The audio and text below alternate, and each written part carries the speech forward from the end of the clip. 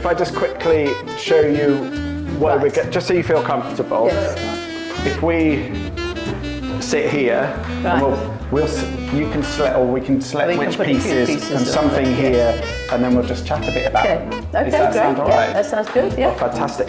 Wow, I'm really looking forward to seeing the work. Yes, well, there's 24 pieces this time. That's my biggest ever, so. Well, I'm really impressed, and I have to tell you, the invites went out today. Oh, okay. And we had a phone call immediately, and the first piece to go is the set of 5. Oh no. Yes, but obviously it'll be here for the show, but I'm amazed. I'm so pleased because that is the wow factor of the show. I put that in just so that people would buy the other ones, you know. I put a big one in. Sod's Law's the first one to go, isn't it? But it's a really, because I can't wait to get that out, so maybe we could put it there to show, it on there, so you guys can see it. That would be fantastic, wouldn't it? Yeah.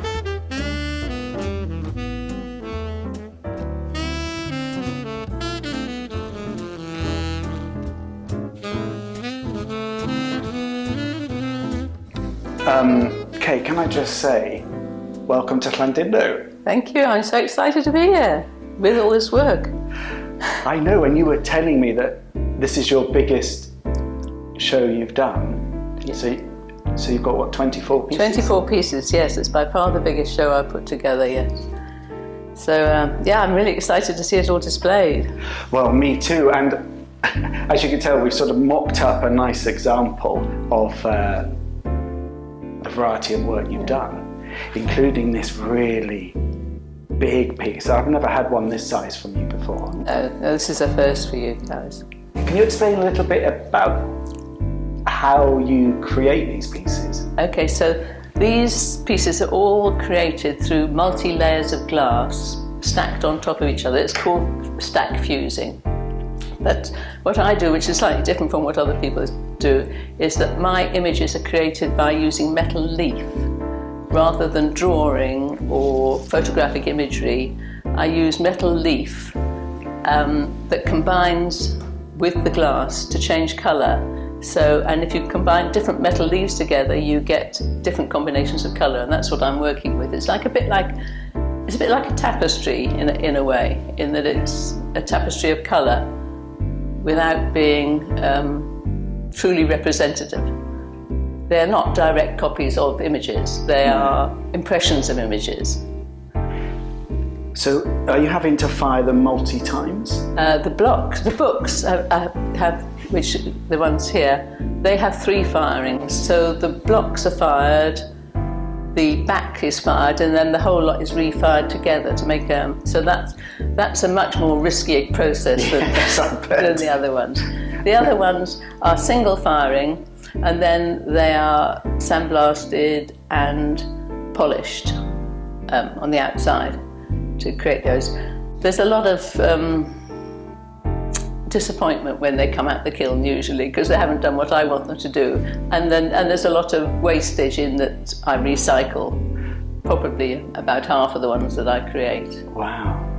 But there must be some happy accidents yes, as well. Well, that's right. It's always a happy accident, but I have to come to terms with what the accident is. Fair enough. So what's in your head isn't necessarily obviously what comes out of the kiln. Yes.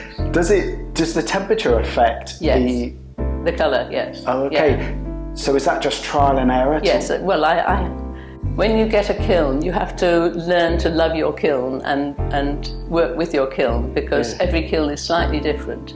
So I've developed over the years programs that I program the kiln, and it can change with it. A few degrees can make a huge difference, or a few degrees in the speed with which the kiln ranks up to temperature also can make a huge difference. Sometimes you can just burn away and disappear? Well, they go different colours, or they crack, or they don't know. It's always a bit of a magic. The kiln is quite magical. It has to be your friend. You have to embrace what comes out. So these, I mean, here, for instance, you've got rust colours, you've got browns, you've got beiges, you've got creams, black. Yeah. So the rust colours are this is my latest series where I've developed this rust colour. I've discovered if I combine copper and aluminium in a particular way at a particular temperature, I can get these reddy colours. Wow. which I haven't managed to achieve before, but so I can get the feeling of heather on the mountain and things like that. They're so beautiful. There's such depth to them. That's the idea. The idea is that as you move past them, because they're three-dimensional, it feels like moving in the landscape.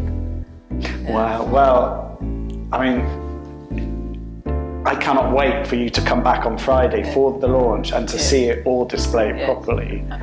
Really looking forward to that, yeah. And I think it's one of those shows that, I know I say it a lot, but you really need to come and see it so you can experience it, walk around them, and just appreciate just how beautiful these pieces are. Like she said, there were 24 pieces, and Kate Pasvol's exhibition starts on Friday. That'll be the 4th of July, and it runs until the 26th of July. So I'm really hoping you can come. If you can't, our website's really good. It's really cool. It's called welshart.net. All the work's there, so take a look at that. But can I just say thank you so much? Oh, thank you. And here's to the show. Yeah.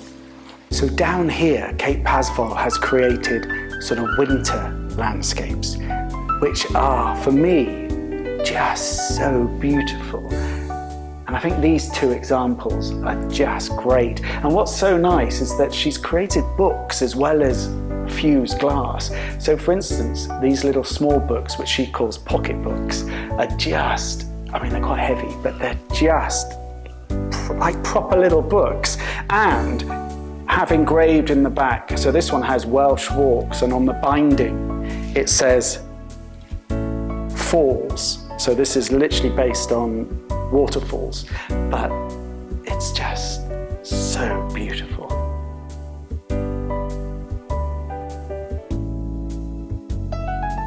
So this is the biggest piece in the show, and it's capturing the Snowdonia range in 5 different sections.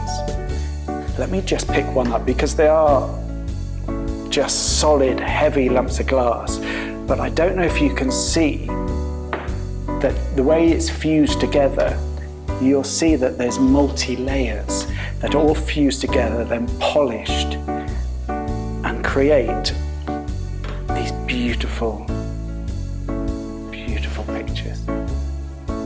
Well, my background, my family are from Wales, and we spent every childhood holiday in Wales, so I've always had a very close link to Wales. But I was looking at the mountains and trying to get the feeling of movement in the mountains, and I was looking at different seasons in the mountains. And with this 5-piece, this is a summer season, and I'm working on other seasonal views. So with the other works, I've done some winter season ones and some spring season ones. So there's a bit of a theme around the mountains and seasons.